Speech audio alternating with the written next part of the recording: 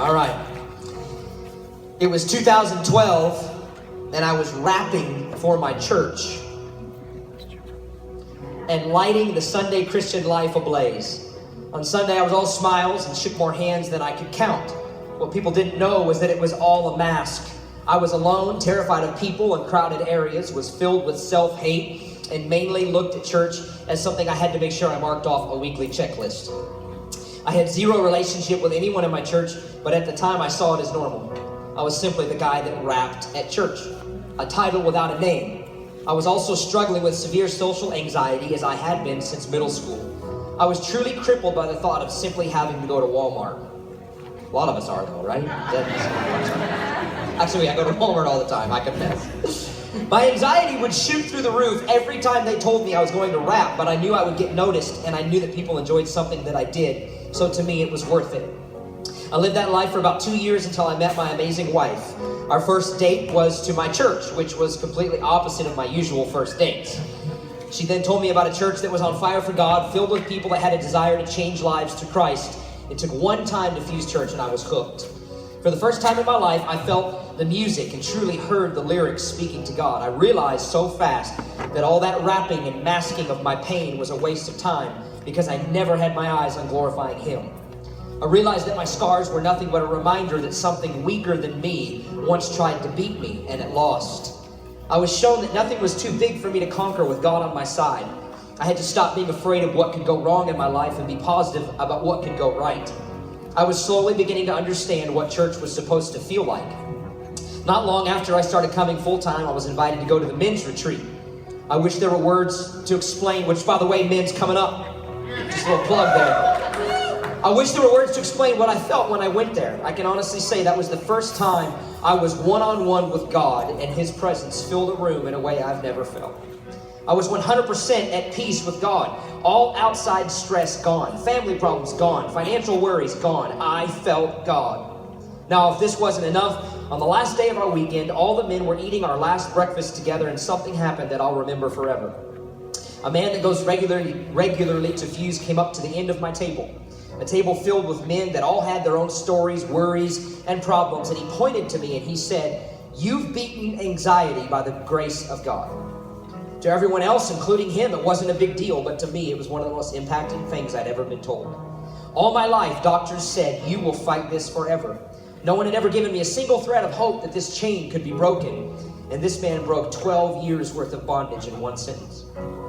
Fast forward to about 6 months ago, and there I was sitting in life class with a closed heart. Me and my wife made it all the way through the class, and to put it blunt, our attitudes sucked. He said that. I had walls up, and the enemy was making his last stand, and he was winning. Then came the life launch. The enemy was outgunned, outmanned, and I was crying on the battlefield. God broke chains off me that I knew were unbreakable. The walls I had up came crashing down, and there I was in a heap of vulnerability. God surrounded me that day with people that my heart needed and still need today. It was life-changing. Sin burned my life. Now God is the king of my ashes. That's awesome. Now,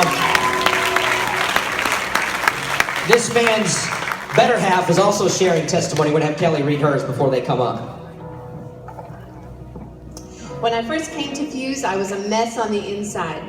I had been in ministry for close to 10 years. I had served under a pastor who controlled pretty much every area of my life. I wanted to be loved so bad that I would have done anything to get a pat on the back or a good job. I felt I had to live up to the standards of this pastor to be accepted and loved. I had tried for years to be holy enough, funny enough, and worthy enough of love and acceptance.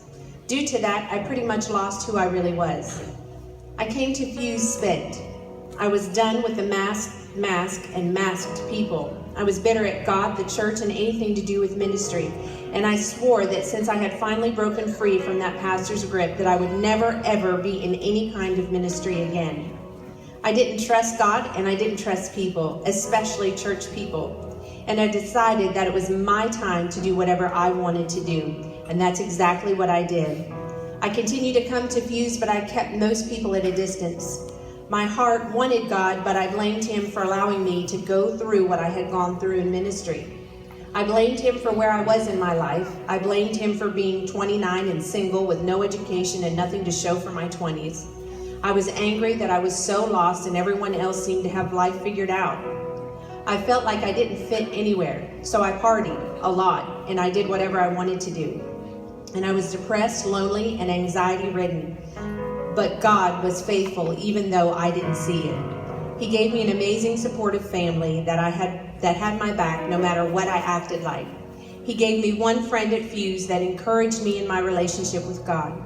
This friend has been with me in the darkest of times. Truly, I'm sure that without this friend in my family, I would have turned and walked completely away from God and never turned back. So after about 2 years of doing my own thing, I decided I was tired of hurting. My way wasn't going too well. I took a big step and broke off a relationship that I wanted to hang on to because I knew that it wasn't honoring to God. I literally said these words to God: I'm trusting you for the first time in a long time. Please don't leave me alone. I cried a lot during this time. I felt really lonely during this time, but I knew I was doing the right thing. Even though it hurt, it felt good to listen to that still small voice. Fast forward to a month later, little did I know that when I gave God that toxic relationship, that he was going to give me my husband. Meeting Jimmy changed my whole life. He loved me the way Jesus loved me. I had never had a man love me so unconditionally. This softened me even more toward God, but I still had trust issues. So 6 months or so goes by, and God is totally transforming my boyfriend, soon-to-be husband. He's leaving me in the dust spiritually. And my reaction to this is jealousy, LOL. So I decided that he wasn't going to do it without me. So I started pushing God with him, pursuing God with him. We went through Fuse Track and got involved in Fuse groups. Somewhere in all of this, I married my favorite person in the world. My heart continued to open, but then we decided to do life class. We went through life class maybe around 4 to 6 months ago. I honestly went out of pure obedience to God. Everything in me despised the thought of being around overly spiritual weirdos and religious people with masks. But I went through every class. My walls were high in the beginning, but each week I let them down a little more. Then was the life class launch. During the launch, I was face to face with many of my fears, but I was ready to be free. I was ready to let go, so I did. There was a specific moment during the launch that I will never forget.